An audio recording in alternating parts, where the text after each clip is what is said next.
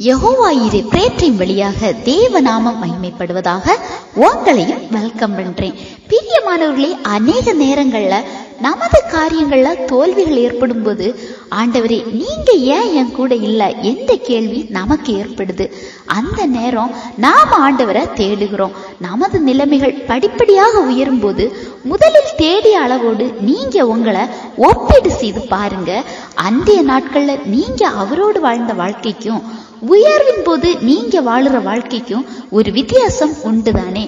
2 நாளாகமும் 15:2 கடைசி பகுதியில பார்க்கும்போது இந்த வசனத்தின்படி முதலாவது நீங்க கர்த்தரோடு இருந்தால் அவர் உங்க கூட இருப்பாங்க.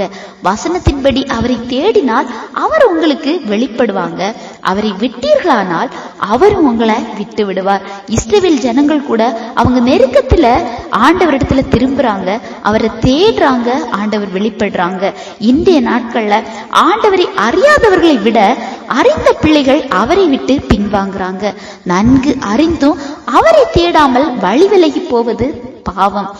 ஆண்டவர் என்னோடு இல்ல, அவர் வெளிப்படல, என்னை கைவிட்டுட்டாங்க என்று நீங்க சொல்லுகிற ஒரு நபராயிருந்தால், எந்த இடத்துல நான் அவரோட இல்ல, முதலாவது விலகினது யாரு என்பதை சிந்தித்து செயல்படுங்க. நீங்க சரி என்று செயல்படுகிற ஏதோ ஒரு காரியம் அவரிடத்திலிருந்து உங்களை பிடிக்கிறதா, இல்ல அதை அறியாம நீங்க இருக்கிறீங்களா? தேவனோடு ஒரு புதிய இணைப்பை இன்றிலிருந்து நீங்க தொடங்க ஆரம்பிங்க.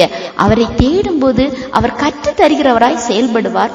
உங்களிடத்துல உங்க காரியங்கள்ல ஆசீர்வாதமாய் ஆண்டவர் வெளிப்படுவாங்க, செயல்படுவாங்க.